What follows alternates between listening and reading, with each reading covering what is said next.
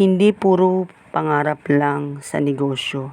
Dapat kilusin mo, diskartehan at sipagan mo. Dahil nakadepende sa galaw mo ang pag-usad ng negosyo mo. Pamanhiin. Ayon sa matatanda, kapag sa umaga ng negosyo mo ay kailangan itong banggitin upang lumago ang kita at pumasok ang swerte. Ayon sa matatanda, tuwing umaga, sa unang bibili sa iyo, banggitin ang salitang buena mano. Sabihin mo ito palagi dahil sa paniniwala na magiging malago ang benta at para madali maubos ang mga paninda.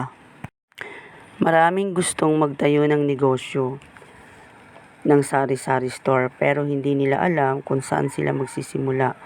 Ano-ano nga ba yung mga dapat alamin?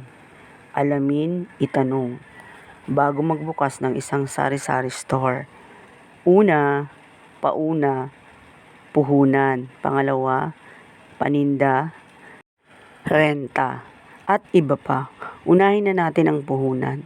Una, bago tayo magbukas ng sari-sari store, aaralin natin kung magkano nga ba ang ating pupuhunanan.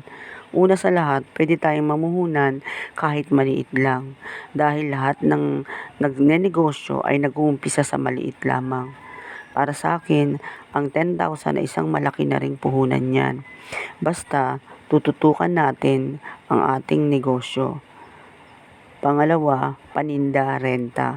Kung tayo man ay nagre-renta, ay kailangan din nating magdagdag pa talaga ng kaunting puhunan. Pero kung tayo naman ay magtatayo lamang ng tindahan ay sa ating tahanan ay okay na ang 10,000. Una sa lahat, 70% dapat ipupuhunan mo ang 10,000 sa paninda.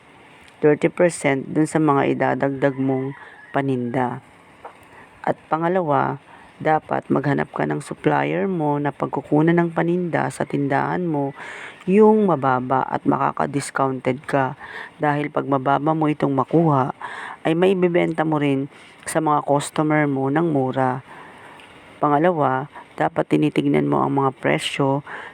Talagang una sa lahat, ang presyo ay dapat mababa mo ang makuha.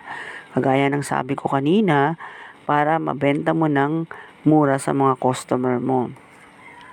Ilan lang yan sa mga dapat nating itanong kung tayo'y magbubukas ng ating tindahan. Magkano nga ba ang puhunan kung tayo'y magbubukas ng tindahan? Kung nagustuhan niyo po ang aking videos, huwag niyo pong kalimutang i-share para po malaman din po ng iba. Salamat po sa panonood ng walang sawa. God bless us. See you on my next videos. Bye-bye.